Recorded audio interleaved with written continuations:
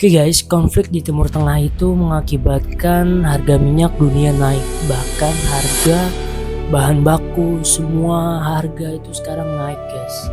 Nah, ini juga salah satu penyebab kenapa harga rupiah makin kalian sadar nggak sih? Ternyata ada loh perusahaan-perusahaan besar itu dia nggak panik dengan kejadian ini karena mereka melakukan teknik pengendalian risiko dengan derivatif.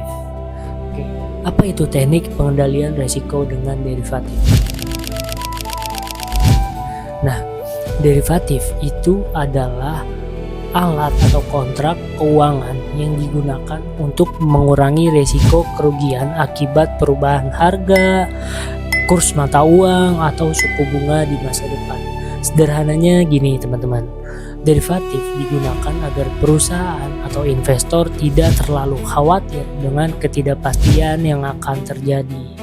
Contohnya nih, yang sekarang terjadi nih, sekarang kan harga naik, semuanya naik. Nah, kita kan nggak ada yang tahu ya bakal ada kejadian seperti sekarang. Nah, makanya itu orang-orang atau perusahaan yang sudah melakukan pengolahan derivatif, mereka akan tidak panik di saat ini. Kemudian di dalam derivatif ini ada beberapa jenisnya loh teman-teman. Oke, kita mulai dari yang pertama. Yang pertama itu adalah forward. Forward itu apa teman-teman?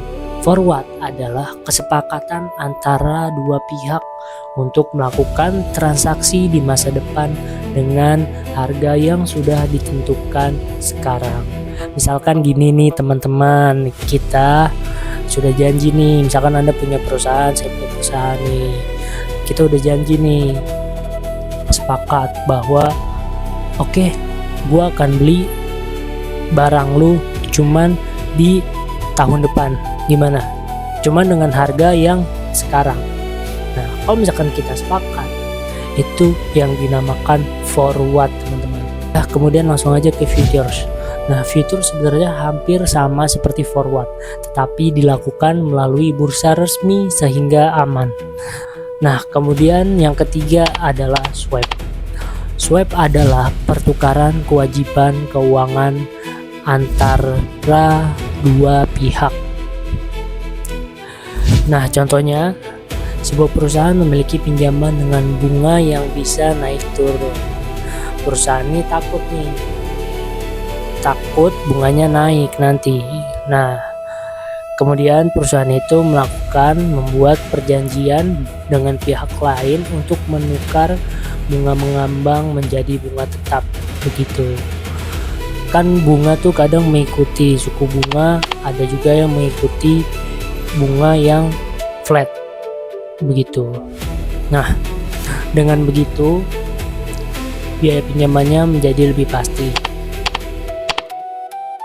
Option itu adalah kontrak yang memberikan hak kepada pemegangnya untuk membeli atau menjual aset pada harga tertentu dalam periode tertentu. Pemegang opsi tidak wajib menggunakan hak tersebut. Jadi jenis opsi juga ada dua, yaitu ada call option dan juga ada put option. Call option itu hak untuk membeli, sedangkan put option itu adalah hak untuk menjual aset. Fungsi option itu untuk melindungi investor atau perusahaan dari perubahan harga yang merugikan. Contoh, investor membeli call option saham dengan harga 5.000. Jika saham harga naik menjadi 6.000, investor menggunakan haknya dan memperoleh keuntungan.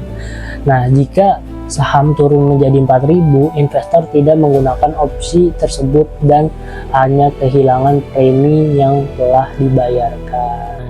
Kemudian ada penjualan kredit dan sekuritas. Definisinya itu bank atau perusahaan menjual piutangnya kepada pihak lain agar mendapatkan uang lebih cepat. Contohnya nih, bank memiliki banyak cicilan, nasabah yang baru akan lunas bertahun-tahun lagi. Nah, agar cepat mendapatkan dana, bank menjual hak tagih tersebut kepada investor lain. Kemudian adalah sekuritas. Sekuritas adalah mengubah kumpulan kredit menjadi produk investasi yang bisa dijual. Contohnya nih ya, bank mengumpulkan ribuan KPR. Nah, KPR itu kredit kepemilikan rumah. Bank menjual KPR, bank menjual ribuan KPR, lalu menjadikan surat berharga dan menjualnya kepada investor. Intinya, risiko kredit dipindahkan dari bank kepada investor. Saya Devida Dwi Agustiana, NPM 2023 3150414. Ada beberapa instrumen derivatif lain yang digunakan dalam pengendalian risiko. Yang pertama, Credit Default Swap atau CDS, yaitu perlindungan terhadap risiko gagal bayar obligasi atau kredit.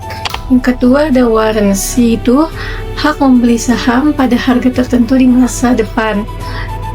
Yang ketiga ada caps, floors, dan collars, yaitu digunakan untuk membatasi risiko perubahan suku bunga.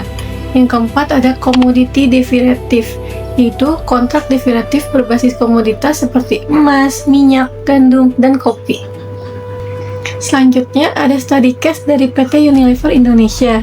PT Unilever Indonesia menggunakan kontrak forward untuk mengurangi risiko fluktuasi nilai tukar dolar terhadap rupiah karena terlalu banyak melakukan transaksi impor bahan baku. Dalam penelitian tahun 2020 sampai 2022 dijelaskan bahwa perusahaan menggunakan forward kontrak untuk melindungi pembayaran dalam mata uang asing agar biaya produksi tetap stabil. Jika dolar naik, biaya impor meningkat dan laba perusahaan bisa turun. Maka, perusahaan membuat kontrak forward dengan bank untuk membeli dolar pada kurs yang telah ditentukan sebelumnya. Hasilnya, perusahaan dapat menjaga kestabilan biaya produksi, mengurangi ketidakpastian kurs, meminimalkan kerugian akibat pelemahan rupiah. Sekian dari kelompok 10. Terima kasih. Assalamualaikum warahmatullahi wabarakatuh.